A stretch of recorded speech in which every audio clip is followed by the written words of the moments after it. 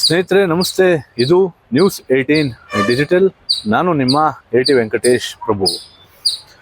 ಬೆಂಗಳೂರು ದಕ್ಷಿಣ ಜಿಲ್ಲೆಯ ಚನ್ನಪಟ್ಟಣ ತಾಲೂಕಿನ ಪ್ರತಿಷ್ಠಿತ ಒಕ್ಕಲಿಗರ ಸಾರ್ವಜನಿಕ ವಿದ್ಯಾರ್ಥಿ ನಿಲಯದ ಚುನಾವಣೆಯ ವಿಚಾರ ಈಗ ಸಾಕಷ್ಟು ಚರ್ಚೆಯನ್ನು ಹುಟ್ಟುಹಾಕಿದೆ. ಒಂದು ಕಡೆ ಚುನಾವಣೆ ಪ್ರಕ್ರಿಯೆ ನಡೆದಿರ್ತಕ್ಕಂಥದ್ದು ಬಹಳ ಅಕ್ರಮ, ಬಹಳ ಭ್ರಷ್ಟಾಚಾರ, ಕಳ್ಳ ಮತದಾನ ನಡೆದಿದೆ ಎನ್ನುವಂಥ ವಿಚಾರವನ್ನು ಯಾರು ಚುನಾವಣೆಯಲ್ಲಿ ಸ್ಪರ್ಧೆಯನ್ನು ಮಾಡಿ ಪರಾಜಿತರಾಗಿದ್ದರು ಆ ಪರಾಜಿತ ಅಭ್ಯರ್ಥಿಗಳು ಮೇಲಿಂದ ಮೇಲೆ ಸುದ್ದಿಗೋಷ್ಠಿಗಳನ್ನು ಮಾಡುವ ಮೂಲಕ ತಮ್ಮ ಗಂಭೀರವಾದಂತಹ ಆರೋಪಗಳನ್ನು ಹೊರಹಾಕ್ತಾ ಇದ್ದಾರೆ. ಮತ್ತೊಂದು ಕಡೆ ಪರಾಜಿತ ಅಭ್ಯರ್ಥಿಗಳ ಆರೋಪಕ್ಕೆ ಏನು ಸಂಸ್ಥೆಯಲ್ಲಿ ನೂತನವಾಗಿ ಆಯ್ಕೆಯಾಗಿರ್ತಕ್ಕಂತಹ ನಿರ್ದೇಶಕರು, ಖಜಾಂಚಿ, ಪ್ರಧಾನ ಕಾರ್ಯದರ್ಶಿ ಹಾಗೂ ಅಧ್ಯಕ್ಷರು ಜಂಟಿ ಸುದ್ದಿಗೋಷ್ಠಿಯನ್ನು ಮಾಡುವ ಮೂಲಕ ಪರಾಜಿತ ಅಭ್ಯರ್ಥಿಗಳು ಮಾಡಿರ್ತಕ್ಕಂತಹ ಎಲ್ಲ ಆರೋಪಗಳನ್ನು ಸಾರಾಸಗಟಾಗಿ ತಳ್ಳಿ ಹಾಕಿದ್ದಾರೆ.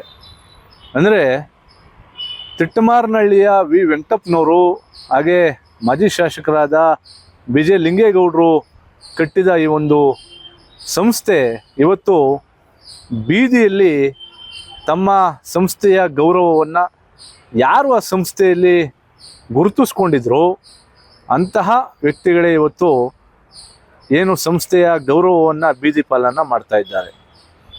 ಒಂದು ಕಡೆ ಚುನಾವಣೆ ಪ್ರಕ್ರಿಯೆ ಸಂಪೂರ್ಣವಾಗಿ ಅಕ್ರಮವಾಗಿ ನಡೆದಿದೆ ಅಂತೇಳಿ ಈಗ ಏನು ಪರಾಜಿತ ಅಭ್ಯರ್ಥಿಗಳು ತಮ್ಮ ಆರೋಪವನ್ನು ಮಾಡಿದ್ದಾರೆ. ಜೊತೆಗೆ ಕಾನೂನಾತ್ಮಕವಾಗಿ ಹೋರಾಟವನ್ನು ಮಾಡ್ತೇವೆ ಎನ್ನುವಂತಹ ಎಚ್ಚರಿಕೆಯನ್ನು ಕೂಡ ಕೊಟ್ಟಿದ್ದಾರೆ. ಆದರೆ ಸುದ್ದಿಗೋಷ್ಠಿಯನ್ನು ಮಾಡಿರ್ತಕ್ಕಂತಹ ನೂತನ ಆಡಳಿತ ಮಂಡಳಿಯ ಪ್ರಮುಖರು, ಪದಾಧಿಕಾರಿಗಳು ಕಾನೂನು ಹೋರಾಟಕ್ಕೆ ನಾವು ಕೂಡ ಉತ್ತರವನ್ನು ಕೊಡ್ತೇವೆ ಎನ್ನುವಂತಹ ಮಾತನ್ನು ಬಹಳ ಸ್ಪಷ್ಟವಾಗಿ ಇವತ್ತು ತಮ್ಮ ಸುದ್ದಿಗೋಷ್ಠಿಯಲ್ಲಿ ತಿಳಿಸಿದ್ದಾರೆ. ಈ ವಿಚಾರವಾಗಿ ಸ್ವತಃ ಸಂಸ್ಥೆಯ ನೂತನ ಅಧ್ಯಕ್ಷರಾಗಿರುವಂಥ TK ಯೋಗೇಶ್ ಅವರು ಹಾಗೆ ಕಾರ್ಯದರ್ಶಿಗಳಾದಂತಹ VB ಚಂದ್ರೂರವರು ಮಾತನಾಡಿದ್ದಾರೆ. ವಿಷಯವನ್ನು ಪ್ರಸ್ತಾಪಿಸಬೇಕು ಅಂತೆಲ್ಲ ತಮ್ಮನ್ನೆಲ್ಲ ಇವತ್ತು ಕರೆದು, ಇವತ್ತೇನು ಚುನಾವಣೆ ನಡೆದಿದೆ ಅದು ನ್ಯಾಯಯುತವಾಗಿ ಸಮ್ಮತವಾಗಿ ನಡೆದಿದೆ ಅಂತ ನಮಗನ್ನಿಸ್ತಾ ಇದೆ. ಕೆಲವರಿಗೆ ಇದರಲ್ಲಿ ಬೇಸರ ಆಗಿರ್ಬೋದು, ಇಲ್ಲ ಏನೋ ಆಗಿದೆ ಅಂತ ಅಪವಾದ ನಡೀತಾ ಇದೆ. ಈ ಸಂಸ್ಥೆಯಲ್ಲಿ ಆ ಥರ ಯಾವುದು ಆಗೋದಕ್ಕೆ ಸಾಧ್ಯ ಇಲ್ಲ ನಾವು ಅಂತ ಅಂದ್ಕೊಂಡಿದ್ದೀವಿ. ನಾವು ಕಳೆದ ಚುನಾವಣೆಗಳಲ್ಲೂ ಯಾವುದೇ ಥರದಾದಂಥ ಲೋಪದೋಷಗಳು ನಡೆದಿಲ್ಲ. ಈ ಸಲನೂ ಅದೇ ಥರ ಆಗಿದೆ ಅನ್ನೋತಕ್ಕಂಥ ಒಂದು ಆಸೆಯನ್ನು ವ್ಯಕ್ತಪಡಿಸ್ತಾ ಇದ್ದೀನಿ. ಇವೇನೇ ಅಪಪ್ರಚಾರಗಳಿದ್ರೂ ಅದು ಸತ್ಯಕ್ಕೆ ದೂರವಾದಂಥದ್ದು ಮತ್ತು ಯಾವುದೇ ಆಧಾರ ಇಲ್ಲದೆ ಇರುವಂಥದ್ದು. ಈ ಒಂದು ಚುನಾವಣೆ ಪ್ರಕ್ರಿಯೆಯಲ್ಲಿ ಯಾವ್ಯಾವುದೊಂದು ಅಂದರೆ ಸುಮಾರು ಅವ್ರು ಹೇಳಿರುವಂಥ ವಿಷಯಗಳಲ್ಲಿ ನಮ್ಮ ಸಂಸ್ಥೆಯಲ್ಲಿ ಆ ಥರ ನಡೆಯೋದಕ್ಕೆ ಸಾಧ್ಯ ಇಲ್ಲ ಅನ್ನೋತಕ್ಕಂಥ ಒಂದು ಭಾವನೆ ನಮ್ಮೆಲ್ಲರಲ್ಲೂ ಇದೆ. ಮತ್ತು ಅದೇ ಥರ ನಡೆದಿದೆ. ಅವರ ಒಂದು ಹತಾಶೆ ಇವೆಲ್ಲ ಹೇಳಿಕೆಗೆ ಕಾರಣ ಆಗಿರ್ಬೋದು ಅಂತ ನನ್ನ ಒಂದು ಅನಿಸಿಕೆಯನ್ನು ತಿಳಿಸ್ತಾ, ಅವರು ಈ ತಾಲೂಕಿನಲ್ಲಿ ಎಲ್ಲ ರೀತಿ ತುಂಬ ಚೆನ್ನಾಗಿ ಚುನಾವಣೆ ನಡೆಸ್ಕೊಟ್ಟಿರೋದು ಜ್ವಲಂತವಾದ ಸಾಕ್ಷಿಗಳಿವೆ. ಚನ್ನಪಟ್ಟಣ ತಾಲೂಕಿನಲ್ಲಿ ಯಾವುದೇ ಸಹಕಾರಿ ಕ್ಷೇತ್ರದಲ್ಲಿ ಜವರೇಗೌಡರ ನೇತೃತ್ವದಲ್ಲಿ ನಡೆಯುವ ಚುನಾವಣೆಗಳು ನಿರ್ಭಯವಾಗಿ, ನಿರ್ಭೀತವಾಗಿ, ನ್ಯಾಯಸಮ್ಮತವಾಗಿ ನಡೀತವೆ ಅನ್ನುವಂಥ ಅವ್ರ ಮೇಲೆ ಒಂದು ಅಭಿಮಾನ ಇದೆ ಈ ತಾಲೂಕಲ್ಲಿ. ಅಂಥ ಚುನಾವಣಾಧಿಕಾರಿ ಮೇಲೆ ಇವರು ಹತಾಶೆಯಿಂದ ಮತದಾರರ ಮನಗೆಲ್ಲಾರದೆ ಚೀಲದಲ್ಲಿ ದುಡ್ಡು ತುಂಬಿಕೊಂಡು ಬಂದು ಹಂಚದಂಥ ವ್ಯಕ್ತಿಗಳು ಗೆಲ್ಲೋಕ್ಕಾಗ್ದೇ ಇವರೇ ಮಾಡಿರುವಂಥ ಲೋಪದೋಷಗಳಿಗೆ ಉತ್ತರ ಕೊಡೋಕ್ಕಾಯ್ತಾ ಇಲ್ಲ. ಆದರೆ ಎಲ್ಲೋ ಕೂತ್ಕೊಂಡು ಈ ಬೆಳೀತಾ ಇರುವಂಥ ಒಂದು ಒಳ್ಳೆಯ ಸಂಸ್ಥೆಗೆ ಕೆಟ್ಟ ಹೆಸರು ತರುವಂಥದ್ದು, ಇಲ್ಲಿ ಮತ ನೀಡಿದಂಥ ಮತದಾರರ ಬಂಧುಗಳಿಗೆ ಅವರು ಅವಮಾನ ಮಾಡ್ತಾ ಇದ್ದಾರೆ. ಅವರು ನಡವಳಿಕೆ ಅವರ ಘನತೆಗೆ ಶೋಭೆ ತರುವುದಲ್ಲ.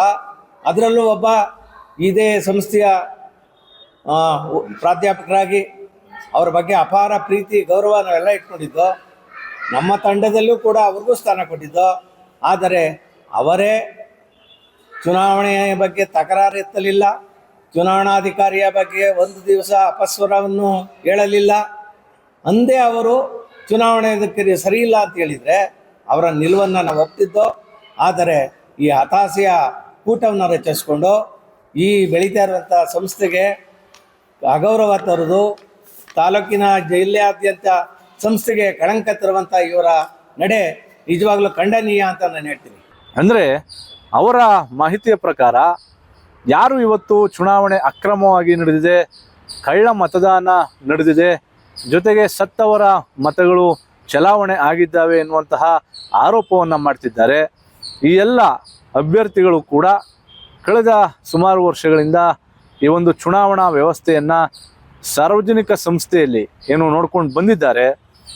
ಅವರು ಚುನಾವಣೆ ನಡೀತಕ್ಕಂತಹ ದಿನದಂದು ಯಾಕೆ ವಿರೋಧವನ್ನು ಮಾಡಲಿಲ್ಲ?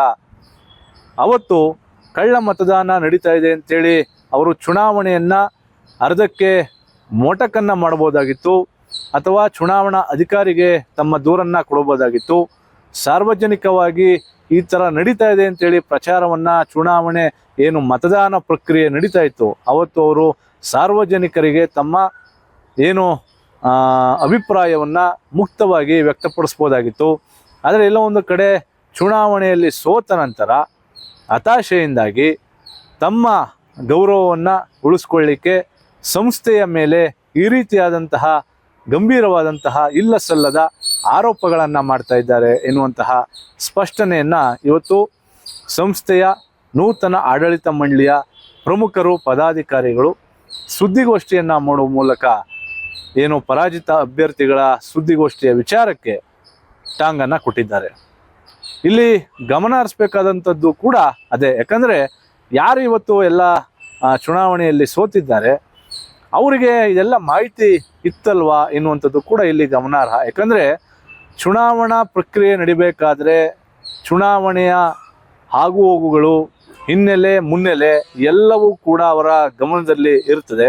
ಆದರೆ ಚುನಾವಣೆ ಪ್ರಕ್ರಿಯೆ ಪ್ರಾರಂಭ ಆಗಿದೆ, ಮತದಾನ ಕೂಡ ನಡೆದಿದೆ, ಮತ ಎಣಿಕೆ ಕೂಡ ನಡೆದಿದೆ. ಫಲಿತಾಂಶ ಹೊರಬಂದ ನಂತರ ಈ ರೀತಿಯಾದಂತಹ ಆರೋಪಗಳು ಎಷ್ಟು ಸರಿ ಎನ್ನುವಂಥದ್ದು ಕೂಡ ಈಗ ತಾಲೂಕಿನಾದ್ಯಂತ ಚರ್ಚೆ ಆಗ್ತಾ ಇದೆ.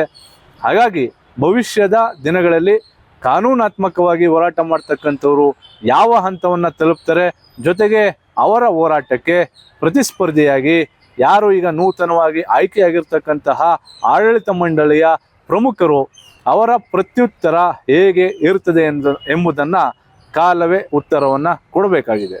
ನಿರ್ಭೀತ, ನಿಷ್ಪಕ್ಷಪಾತ, ವಿಶ್ವಾಸಾರ್ಹ ಸುದ್ದಿಗಳಿಗೆ ಮತ್ತೊಂದು ಹೆಸರಾಗಿರುವಂತ ನ್ಯೂಸ್ 18 ಕನ್ನಡ ಈಗ ಆಪ್ನಲ್ಲೂ ಲಭ್ಯವಿದೆ. ದಯವಿಟ್ಟು ಇಲ್ಲಿರುವಂತ QR ಕೋಡ್ ಸ್ಕ್ಯಾನ್ ಮಾಡಿಕೊಂಡು ಆಪ್ ಡೌನ್ಲೋಡ್ ಮಾಡೋದಕ್ಕೆ ಮರಿಬೇಡಿ. ನಿಮ್ಮ ಬೆಂಬಲ ಹೀಗೆ ಸದಾ ನಮ್ಮೊಂದಿಗಿರಲಿ. ಧನ್ಯವಾದ.